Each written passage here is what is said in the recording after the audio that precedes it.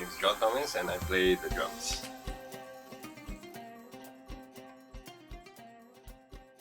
I started playing really young. Can't remember the exact age. My dad says 3, but I can remember like maybe 5 or 6, just with a pair of sticks. And then I practiced throughout high school. Right after high school, I started playing professionally, and I'm still here playing professionally. Alright.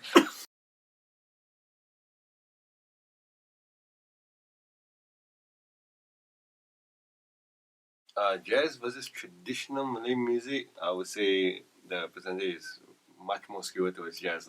And maybe I think I play traditional Malaysian music mostly with you, I would say. With City Ting or some of your album recordings.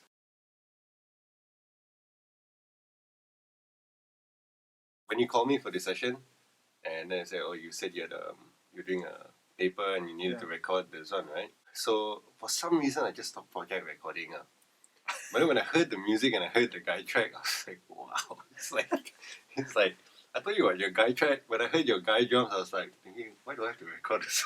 Actually, so the first feeling I got was like the tracks were really beautiful, and everything was recorded so nicely even before we came into ears. And then with everybody here, with everybody's input, and when we were actually rehearsing it, feeling was really nice. Like it was really, I felt like we were recording something like really that was gonna be really great. Oh, nice. And then recording everything. After I recorded everything, I heard with the bass and everything. Man, feeling is really nice. Every track has got a vibe to it.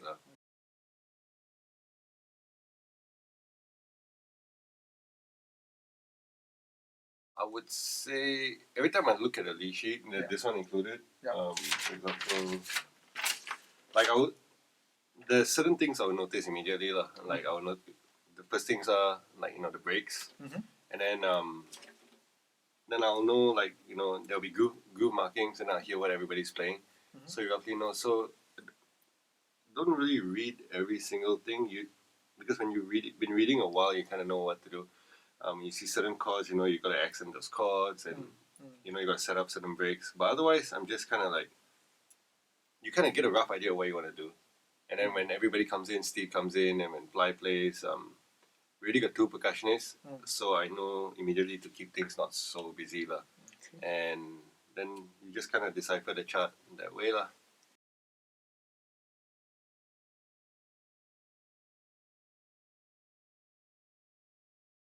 First of all, you got Steve bringing the Latin stuff in, and Kamal and Moha bringing the traditional stuff in. I think you need to understand each genre. So I checked out a lot of traditional Malay music, and with Fly was a big help actually. Like he really explained to me all the rhythms like years ago. So I know what each rhythm is. I know what the percussionists play in each rhythm, and I know like how those grooves sound.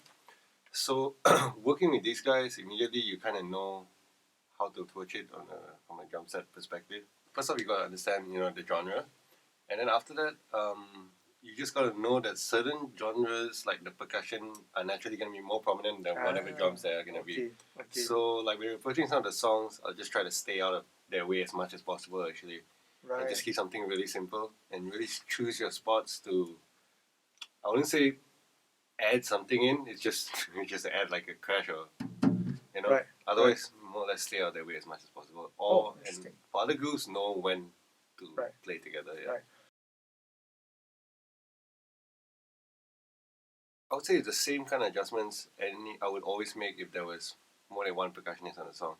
Like if I'm playing drums and there's one percussionist, there will be small adjustments I have to make. 2 percussionists, obviously more.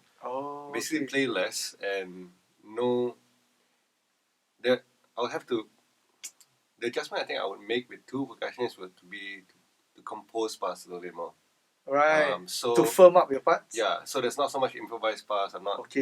Usually I would think like, okay, A section one group, B section one group, but now I'll be like something that really locks in with what they're playing on the A.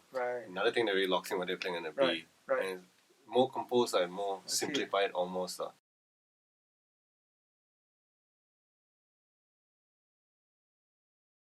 Knowing like Inang Masri, Zapin and all these groups, like along with knowing like all the various Latin groups like Bomba and Wangko and Songo, like it really shapes like what I would play on the drum set. Even from a pop perspective to a jazz perspective, like just knowing these rhythms. Right. Because sometimes you will hear a bass or a guitar part, piano part that would remind you of, just say, it wouldn't be Marseille, it could be a Chinese song, but the groove would hint a bit of Marseille. Right.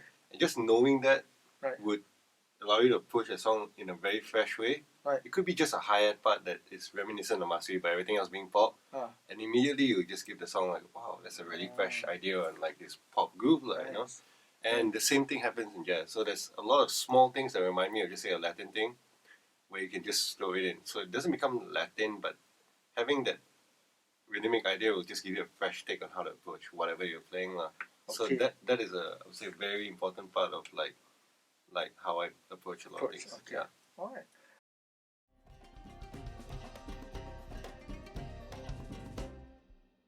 It was like a songo with a backbeat, but I was also taking it and like there's a Latin group called a bomba, which is so it's like but it's also like a songo. So which songo from where? It's like a Cuban group. Okay. So what was written on the chart was more songo. And that's what I think we all pretty much adhere to. But knowing this bomba influence give me stuff to play on the hi-hat. So like I had these bomba ideas on the hi-hat and like the fills. So I think it was kind of a crossbreed between that with having a backbeat inside. Right. And then the B section, try to keep it a bit lighter, more songo-ish. Right. And bomba is from? Bomba is also Cuban. Yeah. Okay. But weirdly enough, the whole it was like an A section songo, like, and bombas here and there. But there's also this Brazilian group called Bio, which is we didn't necessarily play that. Yeah. But I tried to have like that sort of vibe because the Bio is like really light and monotonous, right? I don't know how that came into Zan, but I was also thinking of that at some point. Yeah. Okay.